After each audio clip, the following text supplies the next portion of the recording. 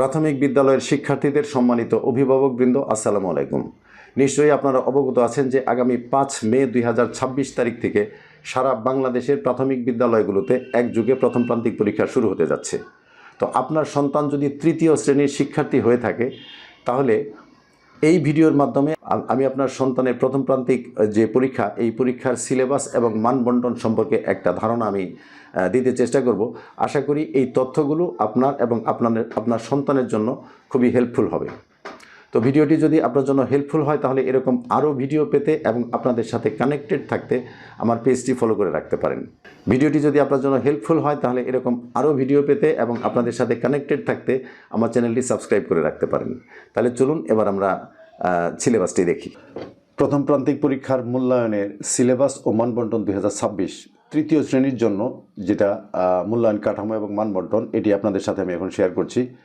মূল্যায়নের কাঠামো হচ্ছে, এটি 2 ধাপে মূল্যায়ন করা হবে। 1 নম্বর হচ্ছে ধারাবাহিক মূল্যায়নে থাকবে 30 নম্বর এবং সমষ্টিক মূল্যায়নে থাকবে 70 নম্বর। ধারাবাহিক মূল্যায়নের মধ্যে যেগুলো থাকবে সেটা হচ্ছে বিষয়ভিত্তিক শিক্ষক শ্রেণী পাঠদান চলাকালীন সময়ে যেই বিষয়গুলো বিবেচনা করে শিক্ষার্থীকে তিনি নম্বর প্রদান করবেন বা মূল্যায়ন করবেন, সেটি হচ্ছে শিক্ষার্থীর পাঠ্যপুস্তকের কাজ সম্পন্ন করা, এর উপর থাকবে 10 নম্বর।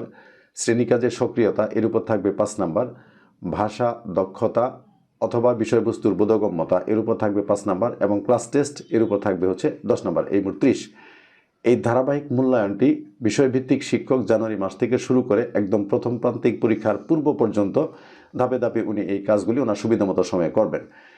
এরপর সামষ্টিক মূল্যায়নে থাকবে লিখিত পরীক্ষার জন্য 70 নম্বর। তাহলে ধারাবাহিক মূল্যায়নে 30 এবং লিখিত পরীক্ষা 70, এই হচ্ছে 100। এই 100 নম্বরের উপর প্রথম প্রান্তিক পরীক্ষাটা হবে।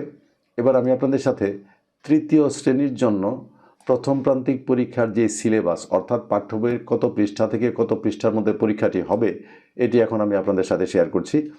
তো তৃতীয় শ্রেণীর জন্য বাংলা বিষয়ের প্রথম প্রান্তিকের পরীক্ষা হবে পৃষ্ঠা 1 থেকে 41 পর্যন্ত। ইংরেজি বিষয়ের পরীক্ষাটা হবে পৃষ্ঠা 1 থেকে 41 পর্যন্ত। গণিত বিষয়ের পরীক্ষাটা হবে পৃষ্ঠা 1 থেকে 41 পর্যন্ত। প্রাথমিক বিজ্ঞান এর পরীক্ষাটা হবে 1 থেকে 58 পর্যন্ত। বাংলাদেশ ও বিশ্ব পরিচয় এর পরীক্ষাটা হবে 1 থেকে 41 পৃষ্ঠা পর্যন্ত। ইসলাম ধর্ম 1 পৃষ্ঠা থেকে 34 পৃষ্ঠা পর্যন্ত এবং হিন্দু ধর্ম হবে 1 পৃষ্ঠা থেকে 32 পৃষ্ঠা পর্যন্ত।